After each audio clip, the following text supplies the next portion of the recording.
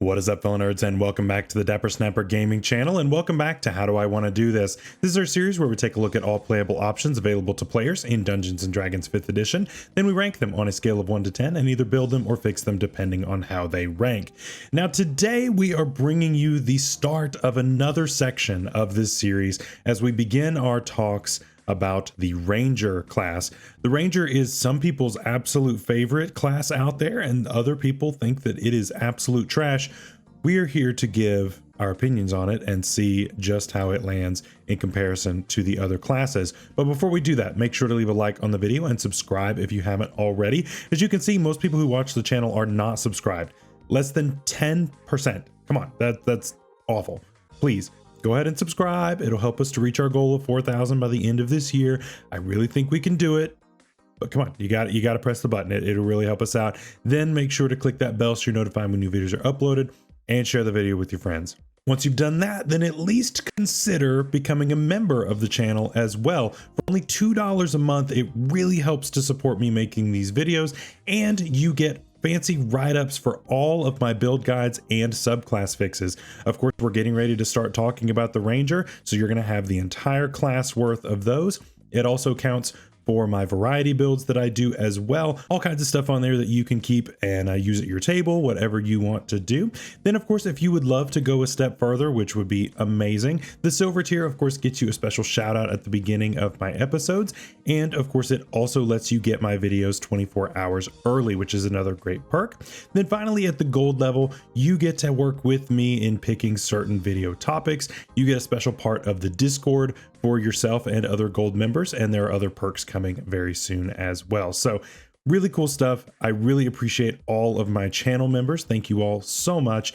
And for those of you who are not, I still very much appreciate you being here. Thanks for watching. Let's go ahead and start talking about the Ranger. So the Ranger is the ultimate nature lover. Now there is a difference when it comes to the Druid and when it comes to the Ranger, right? The Druid is one that lives amongst nature and channels power from nature, right? The Ranger is one that enjoys nature and uses nature to bolster his or her abilities. There's a very different thing there. It's not that necessarily your powers come from nature, it's that you use the abilities you have in order to make the most out of nature around you. So, you know, there is a little bit of a differentiation there, but still, they come across as similar in some ways. They're both wisdom-based classes, but typically Rangers are going to be weapons users rather than where your Druids are going to be more focused on wild shaping and, of course, with spells. Of course, if you missed when I was talking about Druids on the channel, that, of course, will be up in the iCard above our general Druid guide. But again, I covered every single subclass that is available as well. I don't have enough iCards to put all that up there, but of course, you can always check out the playlist. All the videos are there for that as well. So before we jump into talking about each specific level like we do, let me go over a little bit of the series, and then let's talk about how the Ranger is kind of set up and how it's unique to all of the other classes. So this series, of course, is a bit of an imperfect solution when it comes to these specific kinds of videos where I am ranking the classes versus each other. Because you can't technically look at the class without looking at a subclass, it makes this system kind of flawed because I'm not going to look at the subclasses today. I'm only going to look at the main class, right? Obviously, there's never going to be a Ranger that is past a certain level that does not have a subclass, so it's unrealistic, but that's how we've got to do this in order to make it more fair. Obviously, with subclasses, all of these are going to be pushed a lot further. Some, maybe not so much, but that is the variance that we are going to be covering as we go forward in future weeks. So just so you know, I'm fully aware that it is a flawed system and that it is somewhat unrealistic, but it is the only way to really look at this in a vacuum like the other classes. And then we will continue with subclasses next week. One last thing that makes the Ranger unique is that this is the only class that has been rewritten after its initial posting in the player's handbook. This class has always been seen as underwhelming. And so a lot of people really rallied for this to get a rewrite of the Ranger and one of its signature subclasses, the Beastmaster, which we'll be talking about next week. And it was actually somewhat successful in that the class got a pretty major rewrite. Now we are going to be covering the rewrite, and we're not going to be really covering the original because the original is worse in pretty much every way. So we're going to be talking about this improved version that people are typically more happy with. If your table still only uses the old version, I mean, that's fine. That's up to your DM. I would say that the vast majority of tables have embraced the new Ranger. And so that's one thing that I am going to really kind of assume is that you are using the new Ranger at your table. I say new, it's really not that new. This is several years old, but it's new in the grand scheme of Player's Handbook versus when this was published. So we're only going to be covering the new Ranger, not the old Ranger. So I'm sure there are plenty of videos out there that cover the old one. We're going to look at the new and hopefully improved one. So with all that out of the way, let's start taking a look at what we get. Starting off, of course, we are going to be talking about our hit dice, our proficiencies, and our saving throws, all that good stuff, the basics, the guts of each of these classes. Our hit die is actually going to be a D10, which is basically the best thing that we can have, minus being a barbarian. So basically this is the best thing we can ask for. So that's pretty good to start off. We get light and medium armor, as well as shields for our first proficiency. We get simple and martial weapons, which is great. We get no tool proficiencies, but I really don't care. I've talked about this before. I really don't think that tool proficiencies are really all that great in Dungeons and Dragons. Yes, tools were improved in Xanathar's, but nobody uses those rules. So it's really not a huge deal. So I don't really consider this to be that much of a negative. For saving throws, we get strength and dexterity. So of course we get one bad one and one good one. Strength is considered our bad one. Dexterity is considered our good one, because that's going to be pretty common out there. Then we get 3 skills from a short list of animal handling, athletics, insight, investigation, nature, perception, stealth, and survival. Then, of course, we look at our starting equipment. Now, you might use a gold buy option, in which case this does not count, but we are going to assume that you are using it for this. However, it is not going to affect our ranking, because I do know that gold buy is fairly common nowadays. So this equipment will not affect our ranking at all whatsoever. We can pick up scale mail or leather armor. We can get 2 short swords or 2 simple melee weapons, a Dungeoneer's pack or an Explorer's pack, and finally a longbow and a quiver of 20 arrows. So starting off, looking at all of this, we've got a really good hit die. We've got pretty good armor proficiencies, especially for a dexterity based character. We really don't need heavy armor, because typically we're going to either wear light armor and use our really big dexterity bonus in order to really scale that up, or we could take medium armor and take that +2 bonus. Either way is fine. So I'm actually okay with not getting the heavy armor, because we probably wouldn't meet the strength requirements anyway to not suffer the penalty. So it's fine. We do get shields though, which is pretty nice. You really wouldn't expect shields, at least I wouldn't, on something like this, but the fact that we do get it is a nice little buff. We get simple and martial weapons. I don't think we could really ask for a whole lot more there. We get strength and dexterity, which I think are 2 of the best that we can get when you're considering that there is a good and a bad one, right? If we're not going to get wisdom, which is going to be basically the best, dexterity is probably going to be your second best. Yes, we get spells on this class, but they're not as insane. They're not as centralizing when it comes to this. So this doesn't really come up all that much. So I'm good with dexterity, and I'm pretty good with strength. So all that's good. And 3 skill proficiencies is nice. A lot of classes only get 2. So that's pretty good. I like all of that. I think that this starting out is actually pretty strong. And I would say it's actually toward the top as far as looking at other classes. Is it the best? I don't think so, but it's pretty dang close actually. So I think we're starting off really strong with all this. I'm going to give these a 9 out of 10. The combination of all these are really, really good compared to other classes and how they start. Yes, there are some that are a little bit better, but I mean, these really hold their own. So I'm really impressed so far. Let's see if we can maintain that as we go forward. So now we can start taking a look at our actual leveling here. So at level 1, we would have gotten favored enemy, but that has now been replaced with favored foe.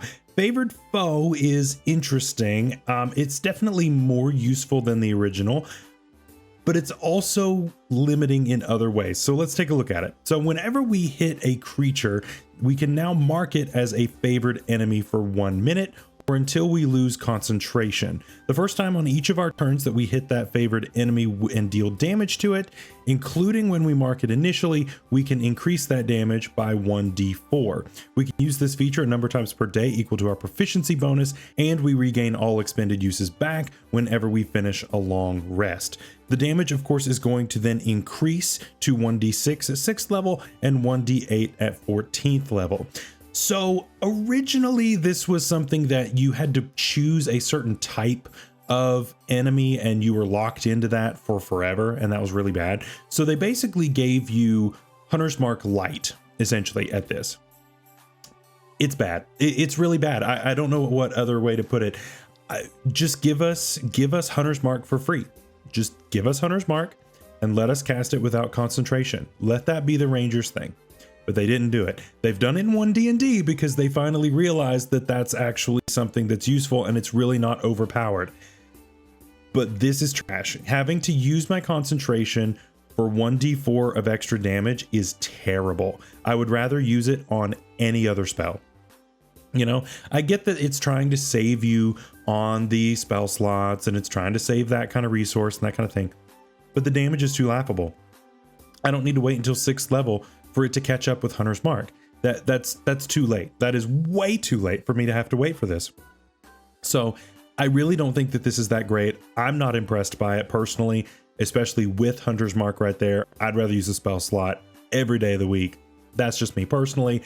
I've got to give this a 6 out of 10. It's not useless, but it's dang close. And I don't see myself really using this hardly at all, at least nowhere near before 6th level, which is just way too late for me to push off a 1st level feature.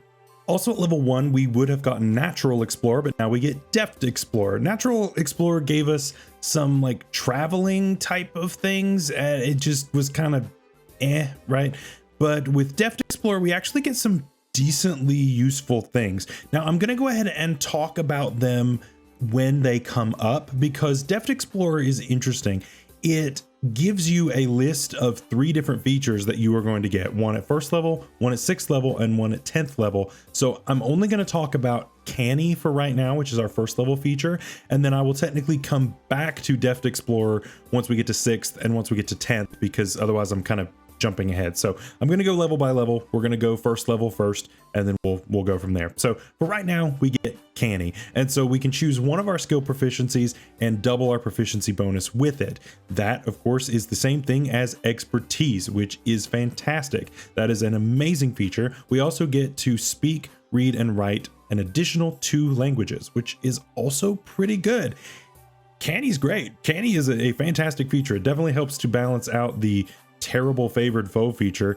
Yeah, having basically half expertise and then being able to have 2 extra languages, I'm all about that. That's an 8 out of 10 right there. That is an easy 8 out of 10.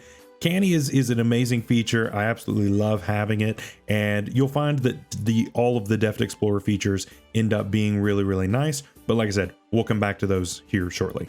At level 2, we get a feature that we've talked about multiple times on the channel, and that is the fighting style. Now, most of these are pretty standard stuff: archery, blind fighting, defense, dueling, thrown weapon, and 2 weapon. But we get a unique one here, and this is a more recent addition. This is Druidic Warrior. We get 2 cantrips of our choice from the Druid spell list. They count as ranger spells, and we still use wisdom as far as casting those. And whenever we gain a level in ranger, we can replace one of those cantrips with another one on the druid list. This is really good. That the Druidic Warrior one alone is really, really fantastic, because you'll notice as a ranger, you do not normally get cantrips, right? There are a couple of classes in the game that don't get cantrips at all, which means that you are always using a resource when you cast a spell, right? Either you are firing an arrow or you're casting a spell, but you're always having to use a spell slot. There are no cantrips. This gives you a way to do that, which is incredibly handy when it comes to this. And we talked about the Druidic spell list a long time ago. Like I said, the iCard that I put up earlier, it's a very good list. There are a lot of good cantrips on there, very, very good cantrips. So I think this is a really, really great bring here. Archery fighting style is going to be incredibly popular. Defense is not bad. Dueling's not bad. Thrown and 2 weapon are a little more situational, but definitely not terrible. Overall, this is pretty fantastic. I've got to give this an 8 out of 10 as well. I'm not going to give it a 9 or 10 just because it's not necessarily unique. It doesn't do anything new and exciting that other classes don't necessarily do, but it's still quite good. So I'm not going to mitigate or minimalize anything like that.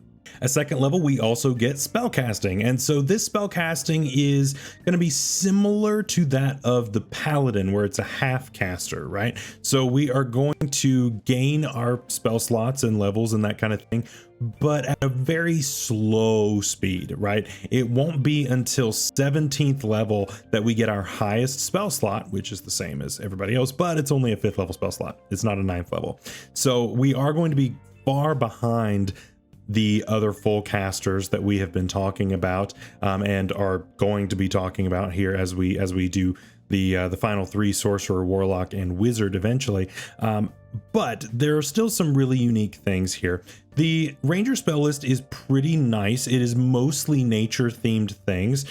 There are a few unique spells that I will bring up that are kind of useful. It does borrow a little bit from like the cleric, a lot from the druid. There are a couple of things here and there that are unique. I'm not going to go over every single spell, but I will mention a couple here that I think are pretty nice. We get absorb elements, which is always going to be great. Beast bond is another interesting one. It lets you like telepathically communicate with a beast, so that can be useful. Cure wounds is always good. Ensnaring strike is a nice one. I like that one a lot. Entangle, Goodberry, Hunter's Mark, which we've talked about. We get Searing Smite from the Paladin, as well as Zephyr Strike. Not a lot of people run Zephyr Strike, but it's really, really fun. At second level, we get things like Aid, Healing Spirit, Lesser Restoration, Magic Weapon, Pass Without Trace. There are some nice ones here for sure. Summon Beast as well. I really like that. And then finally, Spike Growth. For third level, a Chardalon Stride is one that doesn't get enough attention, but there are some cool things you can do with that. Elemental Weapon, Flame Arrows, Lightning Arrow, Revivify, of course, Speak with Plants, Summon Fae, and then of course the water spells, Water Breathing and Water Walk. Fourth level, Conjure Woodland Beings. That one's huge. Dominate Beast, Freedom of Movement. Almost all of these are really good for the fourth level list. And then finally for fifth level spells, you've got things like Conjure Volley, Greater Restoration. You've got Swift Quiver. All of those are really, really nice. So definitely some standouts here, but obviously the progression is going to really neuter the ability to really get that going quickly. So you do have to be really, really high level in order to get some of these decent spells that are still only scaled to 5th level spells. So kind of an unfortunate thing, but that's okay. Overall, I'm going to give this a 7 out of 10. Like I said, the pacing is hard because it is a half caster, but ultimately there are some really good spells on this list. And so I really can't go any lower than that despite the slow progression. At third level, we would have gotten Primeval Awareness, and now we just get Primal Awareness. Primeval Awareness is the feature that you see Laura Bailey's character use in the Amazon show for Critical Role when she is sensing the dragon that is around. That's what that is. We lose that here, but like you're like, okay, there's a dragon within a mile of me. Great. Right? So let's not worry about that. Primal Awareness basically just gives us some free spells, which is always gonna be really, really good. So we get things like Speak with Animals, Beast Sense, Speak with Plants, Locate Creature, and Commune with Nature as we level up. Extra spells are always going to be good. I'm never going to complain about having extra spells, and so this is fantastic. I'm going to give this an 8 out of 10. None of these spells are game breaking. None of them are crazy good. They were already on our list, but they're decent, right? And this is just a few less spells that we have to worry about adding to our list. So I'm good with it. I think it's fine. Also at level 3, of course, we're going to get our subclass, and then we're going to, of course, be covering those as we go forward. There aren't that many subclasses in the Ranger kit. There are only 8, I believe. So we're going to get through this in 2 months. So we'll be done before the end of the year, which is pretty cool. So we're going to be talking about the Beastmaster next week, which also got an improvement. Spoiler alert. So we're going to be talking about the new and improved, quote unquote, Beastmaster next week and so on from there. So be looking forward to that. Another reason to subscribe. Level 4, of course, ASI just like normal, as well as martial versatility. That's nothing new either. At level 5, of course, we get extra attack, always a 10 out of 10. That is never going to be any less than that, because attacking twice is always going to be better than once. There is no possible drawback. At level 6, we are going to jump back to Deft Explorer and look at roving. Our walking speed is going to increase by 5 feet, and we gain a climbing and swimming speed equal to our walking speed. That's really good. That's really good on any character. And I'll tell you why, because there are a lot of characters out there that are still working off of old rules. There are a lot of these races that are small races that are still stuck in the 25-foot movement speed, right? They were never updated in things like Monsters of the Multiverse or anything else. And so this gets them up to par with everybody else. For others, having a 35-foot move speed is great. Having extra move speed is never going to be a bad thing. And having the versatility of having a climb speed and a swim speed is insanely good. It makes you so much more versatile than you would have been otherwise. And it's one of those things that you don't really talk about all that much. Like, you really don't talk about having a swim speed unless you're doing a water themed campaign, right? But this stuff comes up. It really does. And so I think that it's important. I think it's good.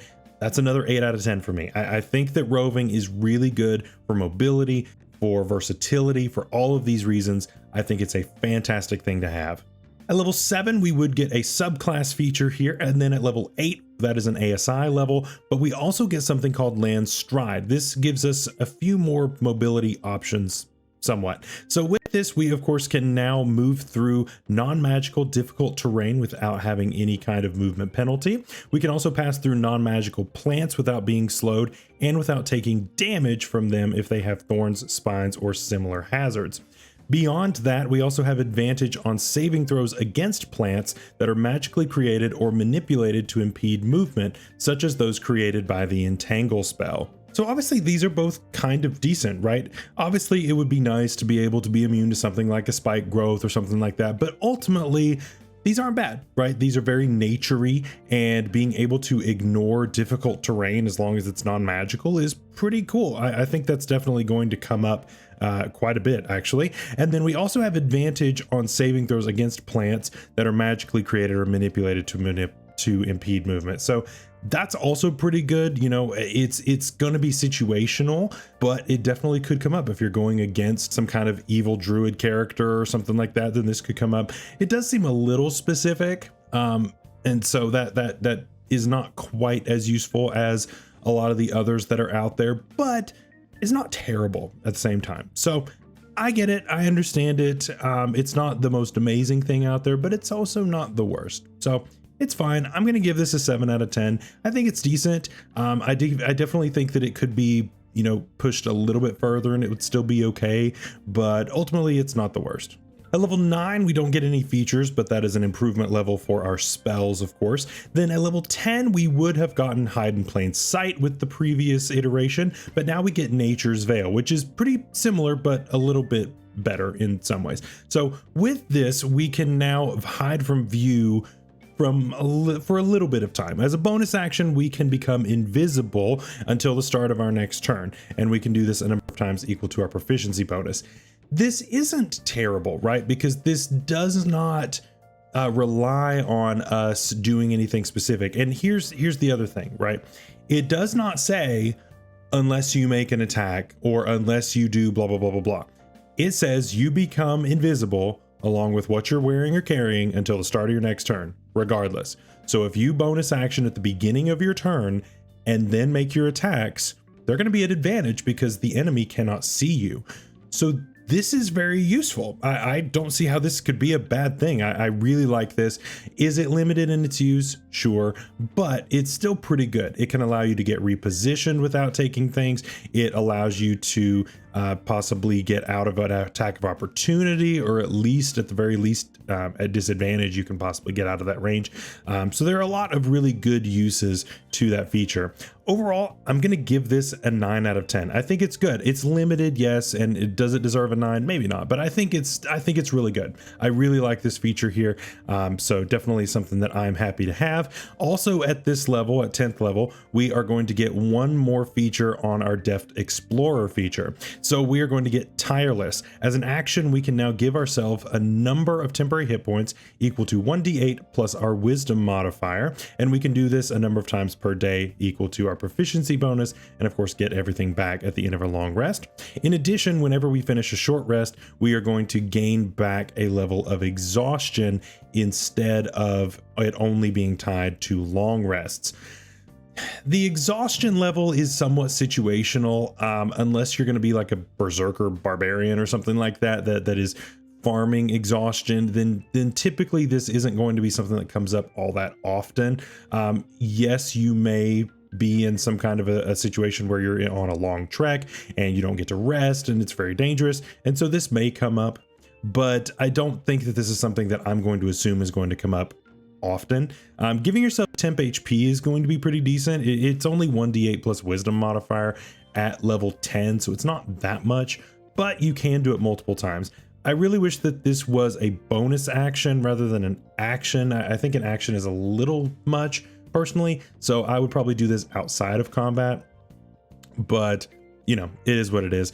Overall, Tireless is fine. I think it's okay. I'm going to give it a 7 out of 10. I don't think it's the worst thing. I don't think it's the best thing. Like, it's okay. At level 11, we get another subclass feature. At 12, we get, of course, ASI. 13, that's an improvement to our spell slot level. And then at 14, we would get a favored enemy improvement, but of course, that's not a thing anymore. But we also still get Vanish. We can now use the hide action as a bonus action, and we cannot be tracked by non-magical means unless we choose to leave a trail. I personally don't think this is all that great because we could already dash, disengage, or hide at 2nd level as a rogue, so I don't think that's all that great. So going 14 levels just to do something that a 2nd level rogue can already do, I'm not that excited about it. And not being tracked by non-magical means, I'm not really all that excited about that either. I'll give this like a 5 out of 10. It's fine.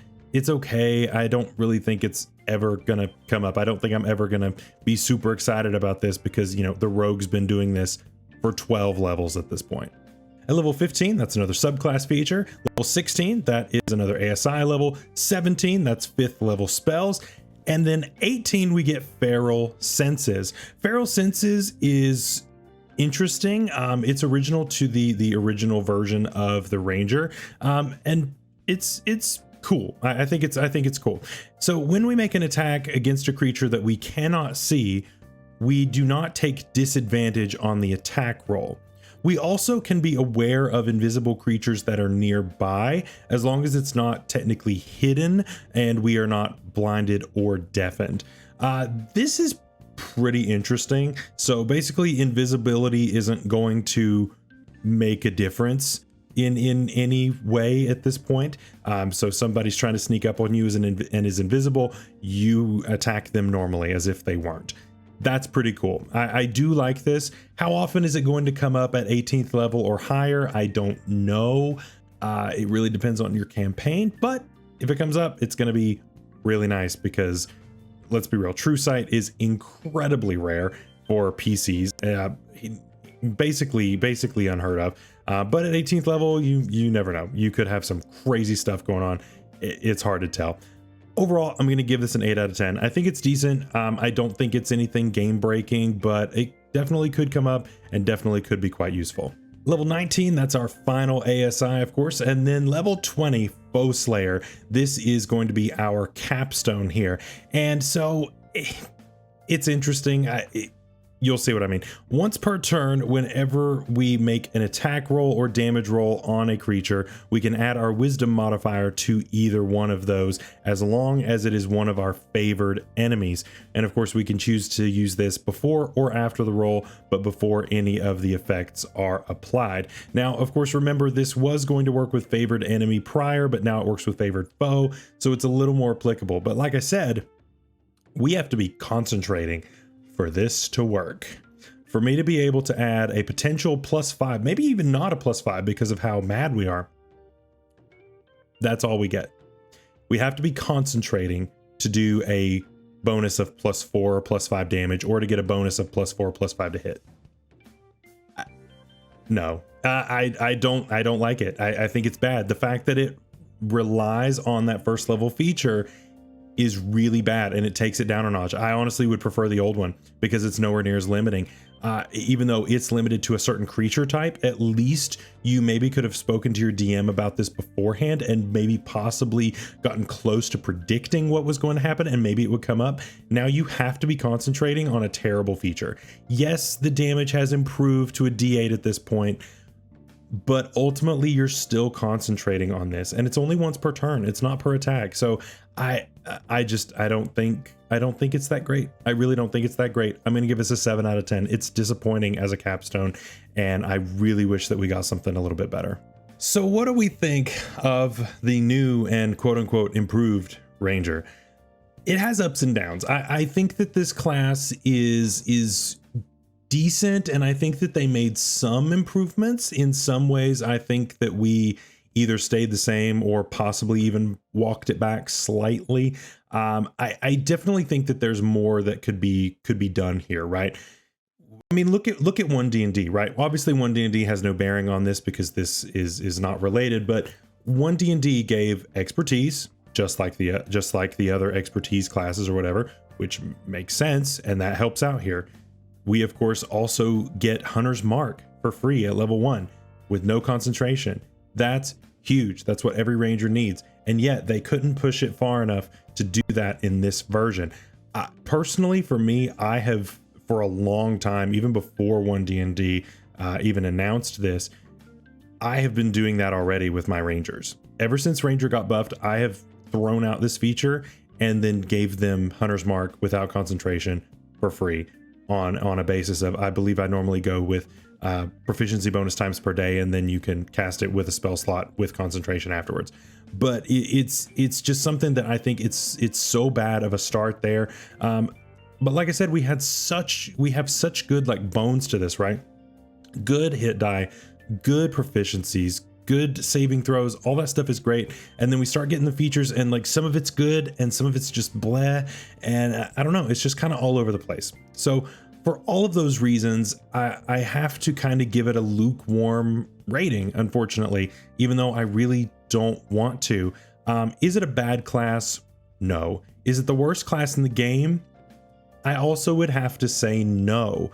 I definitely think that there are worse options out there, but not by a whole lot. So overall, I'm going to give this a 6 out of 10. The culmination of everything together, while some of the features are okay, the combination is clunky and does not make a complete set. Just because it has some good features does not mean they all work together. And so for that reason, it's just not that great as it is. I think it's getting a lot of improvements in 1D&D, which is fantastic. I think it's well deserved that happens, but at least for now, I think that there are just some things that are going to be a little bit lacking, and if you don't have a really good subclass, you might find this a little disappointing. So what do you think of our ranking? Let me know down below what you thought. Of course, make sure to check out tomorrow's video as we bring you week 2 of the UNPL Pokemon Draft League. We're off to a great start, but can we continue it? We will have to find out. Next week, of course, we're going to be talking about the new and quote unquote improved Beastmaster, and we will go from there for 8 more weeks talking about the Ranger. I'm super excited to get into this with you. I hope you all are as well. Until next time, stay safe out there, stay healthy. We'll see you later. Bye-bye.